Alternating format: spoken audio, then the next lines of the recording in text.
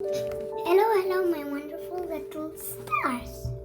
Big warm welcome back to Freddy the Story King.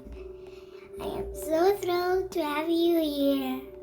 Today, I have a super-duper funny, exciting, and very wise tale just for you. Tell me, little friends, have you ever seen someone at school or on the playground brag a bit too much before a game even begins? They jump up and down shouting, "I am the best! I am going to win! But oh dear, the moment the game starts, they are very first ones to lose."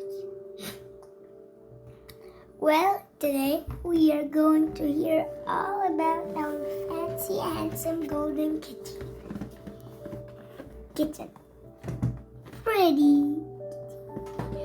Poor Freddy fell right into the trap of his own big words.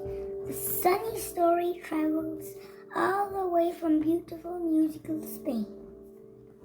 So wrap your cozy blankets tight around you, lean back and keep your eyes on the screen and prick up your ears. Let's jump right into little Freddy and the Noisy Meow.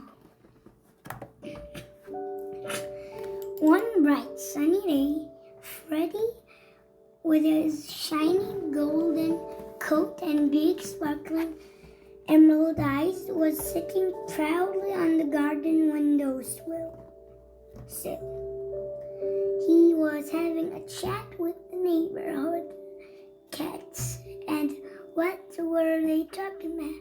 They were trying to guess who was the cleverest and the strongest cat of all. Freddy strutted up and down the ledge, switching his tail high in the air, and began to meow at the top of his lungs. Meow! Look at me! I am a royal prince from a long line of kings.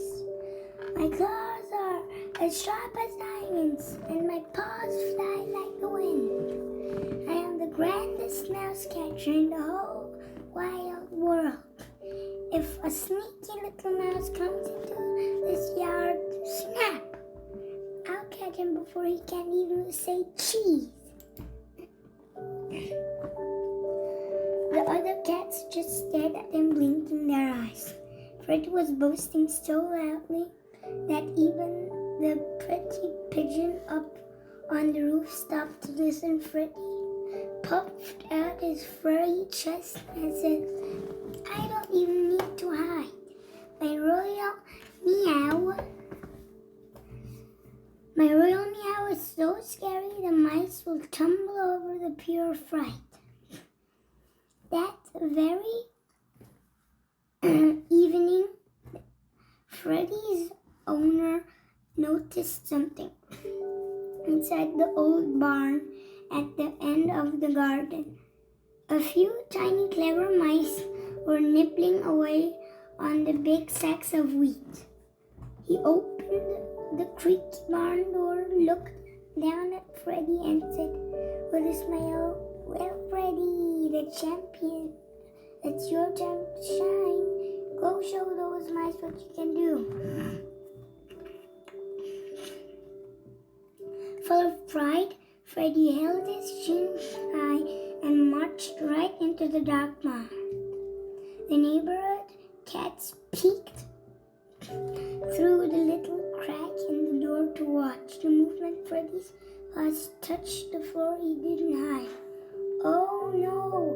He started shouting and meowing as loud as a trumpet. "Meow!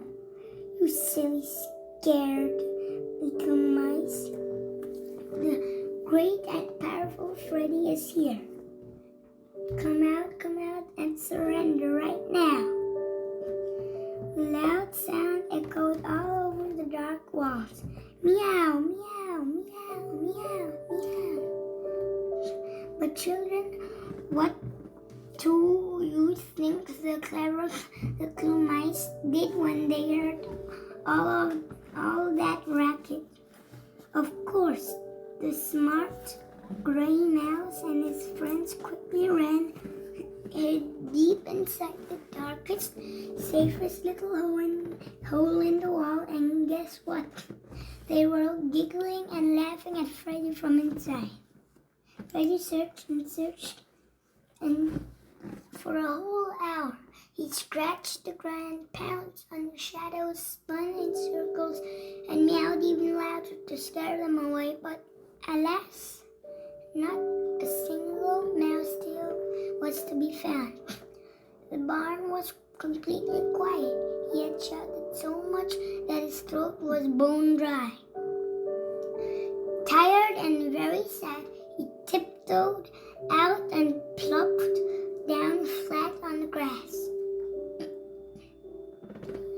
Just then his owner, who had seen the whole funny show, brought out a nice bowl of food. He smiled, gently patted Freddy's head and said, "Oh my noisy little Freddy, you made so much noise before the hunt that the little mice ran away before you could see your golden tail."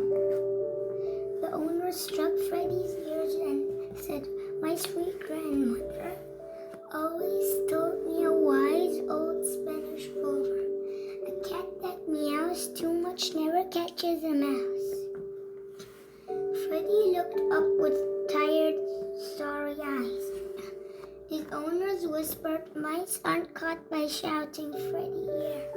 A real hunter moves as softly as a crowd, stays quiet, and doesn't waste time bragging.